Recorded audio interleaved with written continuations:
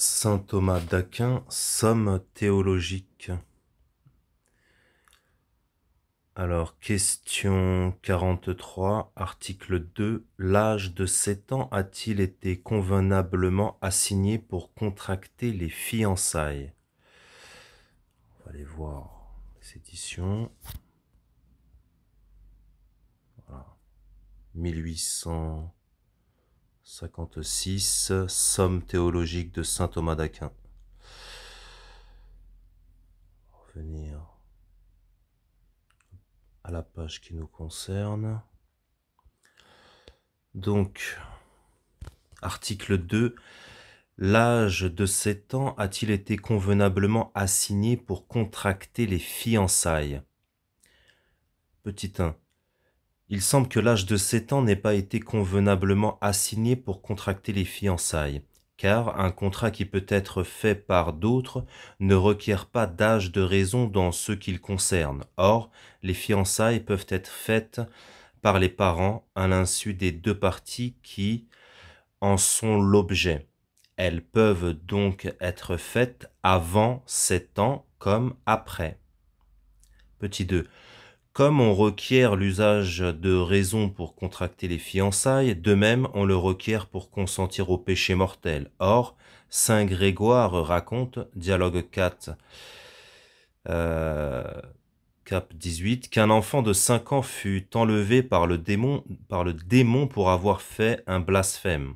On peut donc aussi contracter les fiançailles avant 7 ans. Petit 3. Les fiançailles se rapportent au mariage. Or, pour le mariage, on n'assigne pas le même temps pour les filles que pour les garçons. Pour les fiançailles, on ne doit donc pas assigner l'âge de 7 ans pour l'un et l'autre. Petit 4. Les parties peuvent contracter les fiançailles du moment que le mariage projeté peut leur plaire. Or, on voit souvent des signes de cette disposition dans les enfants avant 7 ans. Donc, ils peuvent contracter les fiançailles avant cette époque. Petit 5. Si on contractait les fiançailles avant la 7e année et qu'ensuite, après la 7e année, avant l'âge de puberté, on fasse alliance per verba des praesenti, on considère qu'il y a fiançailles entre les deux parties contractantes.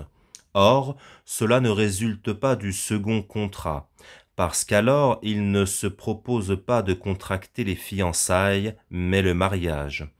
Donc cela résulte du premier, et par conséquent on peut contracter les fiançailles avant 7 ans. Dans les choses, petit 6, dans les choses qui sont faites en commun par plusieurs, ce qui manque à l'un est suppléé par l'autre, comme on le voit à l'égard de ceux qui traînent un navire. Or, le contrat des fiançailles est une action commune entre les contractants. Par conséquent, si l'un a l'âge de puberté, il peut contracter les fiançailles avec une fille qui n'a pas 7 ans, parce que ce qui manque de temps à l'un est compensé par ce que l'autre a de trop. Petit 7. Si on approche de l'âge de puberté et qu'on se marie per verba de praesenti auparavant, on croit qu'il y a mariage entre les contractants. Donc, pour la même raison, si avant l'âge de 7 ans, pourvu qu'on en approche, on contracte per verba des futuro, on doit croire que les fiançailles existent. Conclusion. On peut contracter les fiançailles à la fin du premier septenaire, comme on peut contracter mariage et entrer en religion à la fin du second, et s'obliger civilement à la fin du troisième. Il faut répondre que la 7e année est l'époque que le droit a déterminée assez raisonnablement pour contracter les fiançailles. Car, puisque les fiançailles sont des promesses qui regardent l'avenir, comme nous l'avons dit, article précédent, il faut qu'elles soient faites par ceux qui peuvent faire de quelque manière une promesse. Et il n'y a que ceux qui peuvent prévoir l'avenir,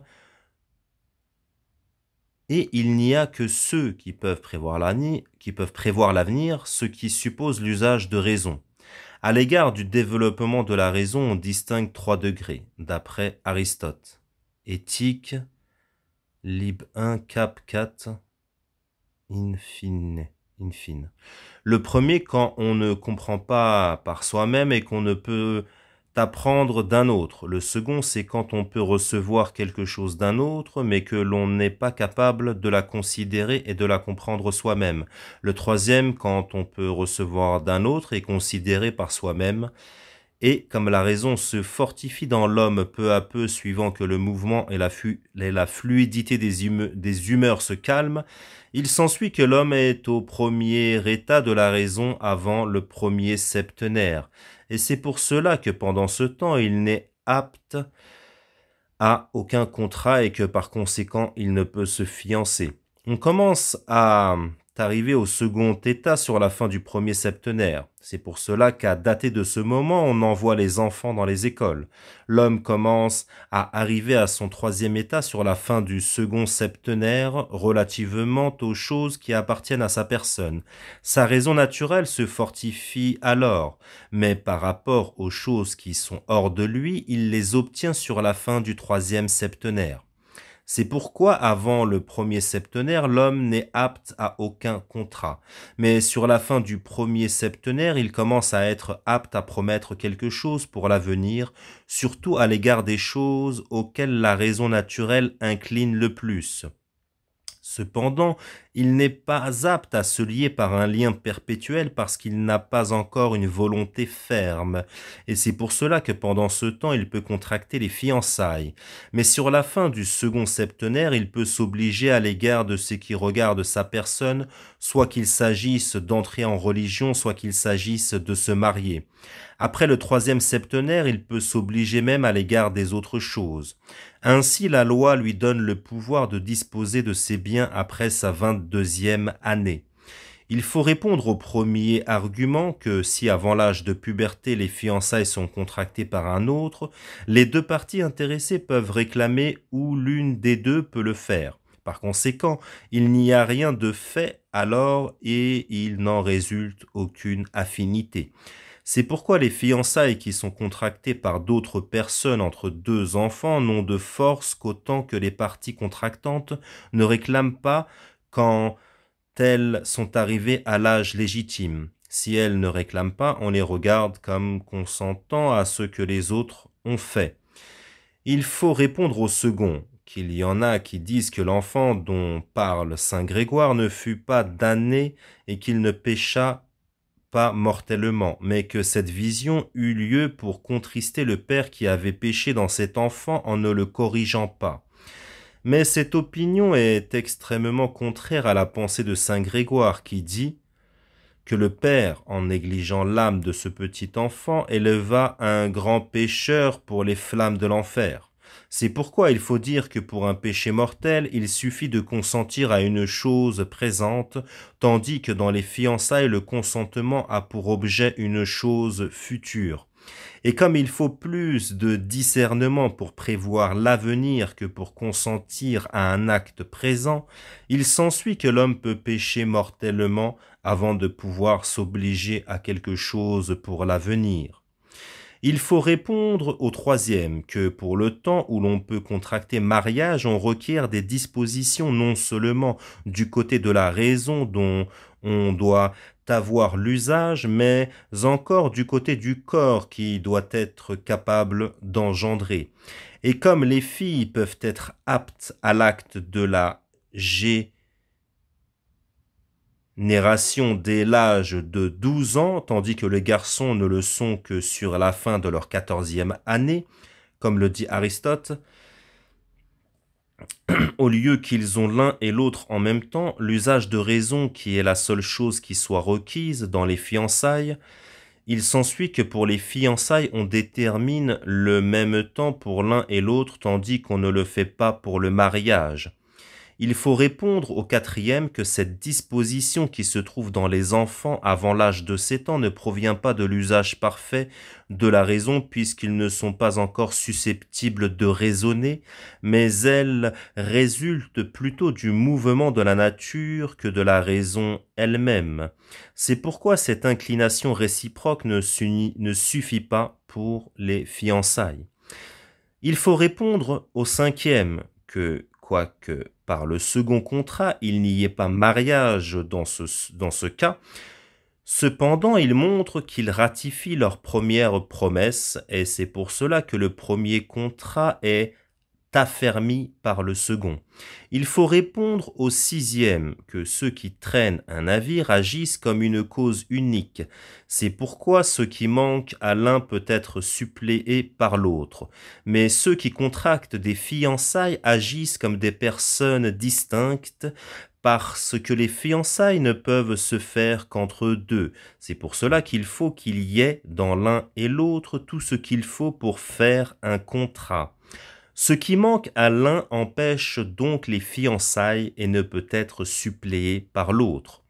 Il faut répondre au septième, que pour les fiançailles également, si ceux qui les contractent ont à peu près l'âge de 7 ans, le contrat est valide, parce que d'après Aristote, quand il manque peu de choses, c'est considéré comme rien. Il y en a qui donnent une latitude de 6 mois, mais il vaut mieux qu'on s'en rapporte pour cette détermination à l'état des parties contractantes, parce que l'usage de raison est plus précoce dans les uns que dans l'autre.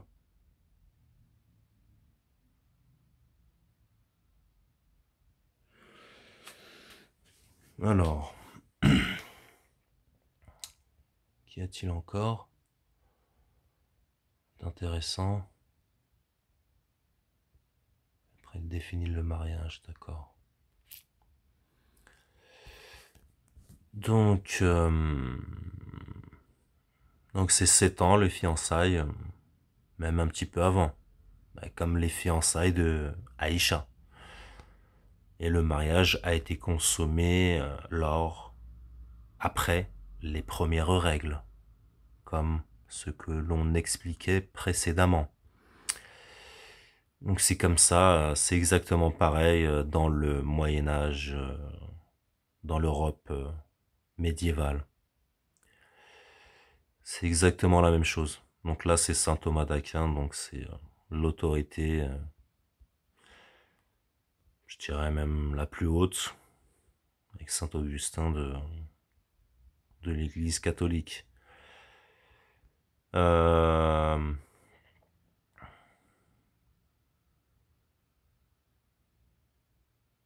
Alors là, il ne parle pas, regardez, faut comprendre là, il ne parle pas, en fait oui, quand il parle, et là il dit, on va reprendre, et comme les filles peuvent être aptes à l'acte de la génération dès l'âge de 12 ans, et là il donne la moyenne, comme aujourd'hui, comme les études de statistiques qu'on avait vues sur les ménarches. Ménarches, c'est l'âge où les jeunes filles ont leurs premières règles. Mais c'est une moyenne. Oui, ça n'a pas bougé, c'est pareil. Et la biologie des femmes n'a pas... est pareil au Moyen-Âge qu'aujourd'hui. Et là, c'est la moyenne. C'était ça la moyenne, vous voyez. C'était 12 ans, ça, vous voyez, dans certains pays, on trouvait 12,2, d'autres pays 12,8. Voilà, en Suède, ouais, dans un pays scandinave, ça va être 13,1, mais voilà, c'est la moyenne, c'est 12 ans. Vous voyez, c'est les premières règles. Vous voyez la chose? Et mais là, c'est la moyenne, vous voyez, il rentre pas dans les détails, il donne la moyenne. Ça peut être avant, ça peut être après. Mais là, en fait, ce qu'il faut comprendre, c'est que, bon, après, j'ai pas tout lu non plus, mais oui, après, regardez, là, il parle donc des filles qui peuvent procréer à partir de 12 ans. Et il poursuit, tandis que les garçons ne le sont que sur la fin de leur 14e année, comme le dit Aristote. Au lieu qu'ils ont l'un et l'autre en même temps, l'usage de raison qui est la seule chose qui soit requise dans les fiançailles. Il s'ensuit que pour les fiançailles, on détermine le même temps pour l'un et l'autre, tandis qu'on ne le fait pas pour le mariage. Donc en fait, mariage, bon, ça veut dire, vous voyez, ça veut dire, voilà, ça veut dire que les fiançailles, c'est la conclusion des fiançailles et c'est Vous voyez, voilà, comme il dit, l'âge de génération, de procréation. Mais là, ce qu'il faut comprendre, c'est que là, ça ne parle pas de mariage entre enfants. Pas forcément, vous voyez, c'est pas...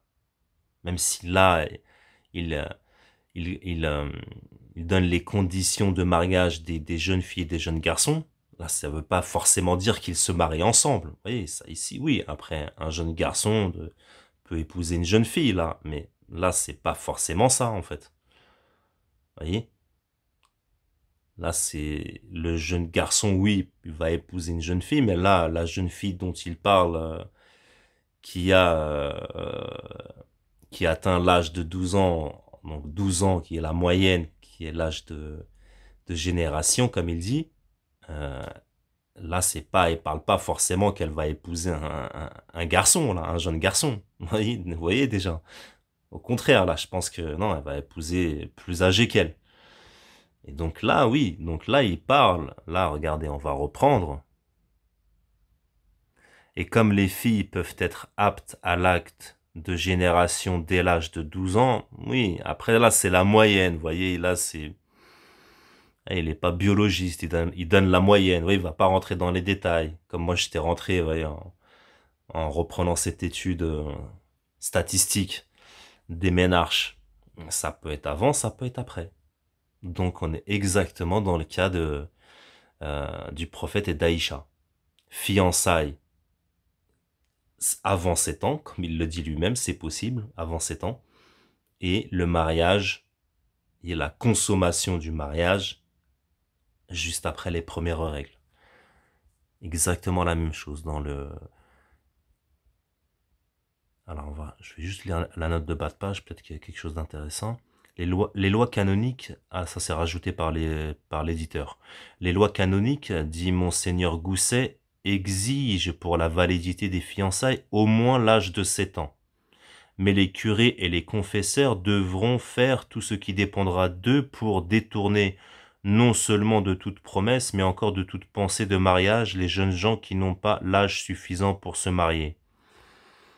D'accord, bon ça c'est rajouté par... ça c'est nouveau quoi, ça c'est rajouté par les éditions quoi.